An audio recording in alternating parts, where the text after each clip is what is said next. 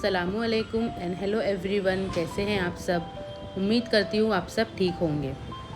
तो है ना, आज के व्लॉग में मैं आप लोगों से शेयर करने वाली हूँ simple and basic everyday cleaning habit, जो हम लोग अगर अपने डेली रूटीन में ले आए ना तो हमारा घर most of the time clean ही रहेगा।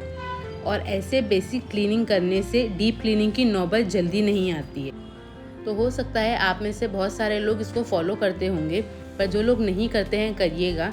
ये सिंपल डेली क्लीनिंग से आपका घर बहुत क्लीन और टाइडी रहेगा। जब बच्चे उठ जाते हैं और हस्बैंड भी जॉब पर चले जाते हैं तो हमें सबसे पहले है ना रूम को क्लीन कर लेना चाहिए। मतलब कर्टन्स खोल दे, ब्लैंकेट्स वगैरह फोल्ड कर ले अच्छे से, हमारी भी और बच्चों की भी, और ब्लैंकेट्स को है ना उसकी जगह पर रख दे।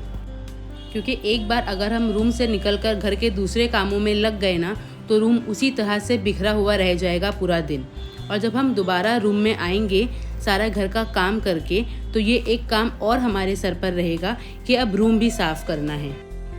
बेडशीट को सही से सेट कर ले, और अगर बेडशीट चेंज करने का टाइम आ गया है तो उसको भी चेंज कर ले। तो मॉर्निंग में ही जब हम रूम क्लीन कर लेंगे और जब हम दोबारा रूम में जाएंगे तो रूम हमें क्लीन मिलेगा और हमें अलग सी खुशी और पॉजिटिविटी मिलेगी। तो इसीलिए है ना अपना रूम सुबह में ही क्लीन कर ले। और है ना, रूम से कभी भी खाली हाथ नहीं निकले। बहुत सारी चीज़ें फैली हुई होती है तो उसको चलते फिरते समेट ले, चीज़ों को अपनी जगह पर रख दे। तो उससे क्या है ना, हमारा रूम हमेशा ही क्लीन रहेगा।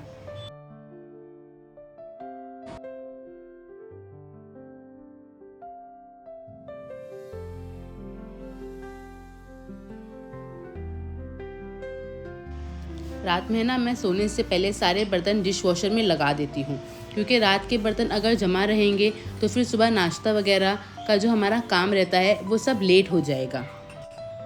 तो सुबह में है ना मैं उठते साथ सबसे पहले है ना डिश वॉशर से सारे बर्तन निकाल लेती हूँ और सब बर्तन को उसकी जगह पर रख देती हूँ, ताकि किचन जो है ना वो ईज़ी टू यूज़ हो जाए। वरना अगर हम एक ही जगह सारे बर्तन रख देंगे तो फिर खाना बनाने के टाइम हम एक एक चीज़ ढूंढते रहेंगे बर्तनों में कि अरे वो वाला चम्मच कहाँ है, वो ढक्कन कहाँ है।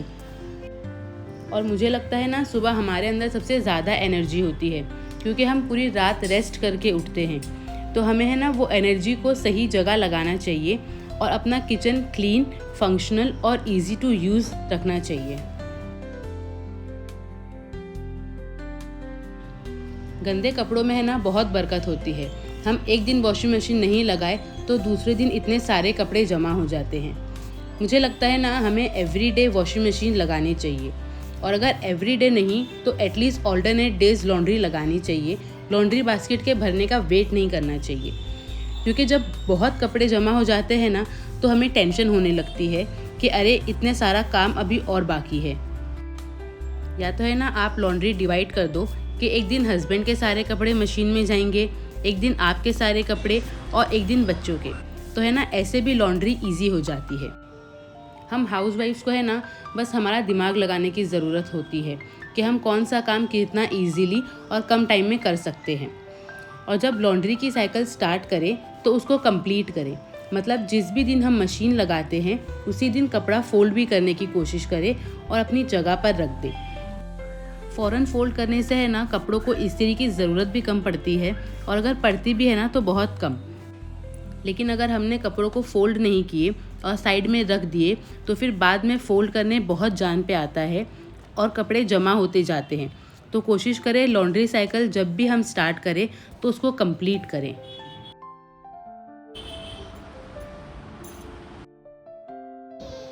घर में ना हर चीज़ रखने की एक फ़िक्स जगह होनी चाहिए, और अगर जगह नहीं है तो फिर उसका ऑर्गेनाइज़र होना चाहिए, ताकि है ना घर में हर चीज़ ऑर्गेनाइज हो। जैसे कि बच्चों के टॉयज़ के लिए या तो कबर्ड में स्पेस हो, नहीं तो अब तो दुनिया के टॉय ऑर्गेनाइज़र आ गए हैं, वो ले लें। क्योंकि बच्चों के टॉयज़ अगर घर में बिखरे रहे तो अच्छा नहीं लगता है।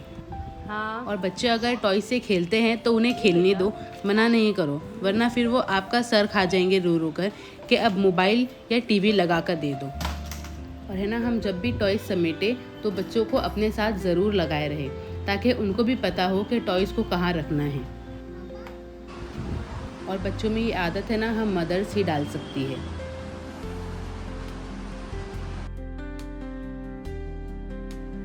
सिटिंग एरिया जो होता है ना, वो हमारे घर का सबसे इम्पोर्टेंट हिस्सा होता है, जहाँ हम अपनी फैमिली के साथ आधे से ज़्यादा टाइम गुजारते हैं। तो इस जगह को भी हमें साफ़, नीट और टाइडी रखना चाहिए। और जो लिविंग रूम की विंडोज़ होती है ना, उसको वीक में एक बार ज़रूर से साफ़ करना चाहिए। इससे है ना सनलाइट भी बहुत अच्छी आती है और लिविंग रूम भी ब्राइट लगता है। रोज़ है ना एक माइक्रोफाइबर कपड़े से या वैक्यूम से सोफ़ा साफ़ करें। इससे है ना जो धूल और गंदगी होती है वो जमती नहीं है। और बच्चे भी पूरा टाइम यही रहते हैं तो चिप्स वगैरह खाते हैं तो वो सब भी गिर जाता है। तो इसके लिए है ना रोज़ रात में एक बार सिटिंग एरिया क्लीन कर लेना चाहिए। और अगर आप मेरी तरह सोफ़ा कवर्स यूज़ कर रहे हैं तो हर महीना उसको चेंज करें, और कुशन कवर्स भी। इससे है ना हमारे सिटिंग एरिया का लुक भी चेंज होता रहेगा और क्लीन भी हो जाएगा। कुछ काम रात में भी कर लेने से दूसरे दिन मॉर्निंग में हमारा घर क्लीन और पॉजिटिव लगता है।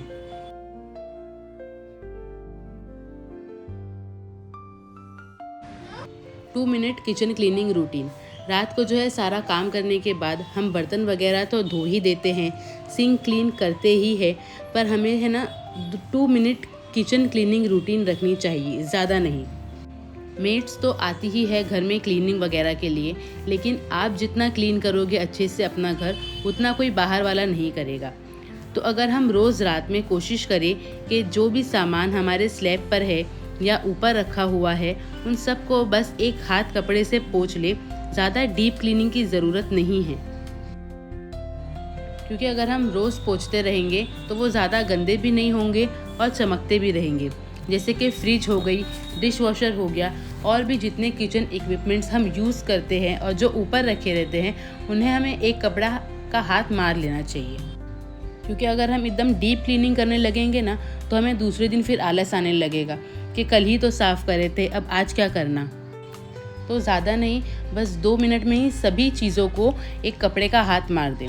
और रात को जो है ना एक बार किचन में झाड़ू ज़रूर से लगा लें, वरना जो किचन में कचरा गिरता है ना, उससे कॉकरोचेस होने के चांसेस ज़्यादा होते हैं। तो ये थी मेरी कुछ हैबिट्स जो एवरीडे करने से हमारा घर तो क्लीन रहता ही है और हमें जल्दी जल्दी डीप क्लीनिंग की ज़रूरत भी नहीं पड़ती है।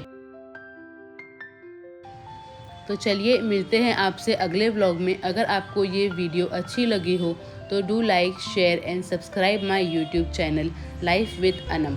Thank you.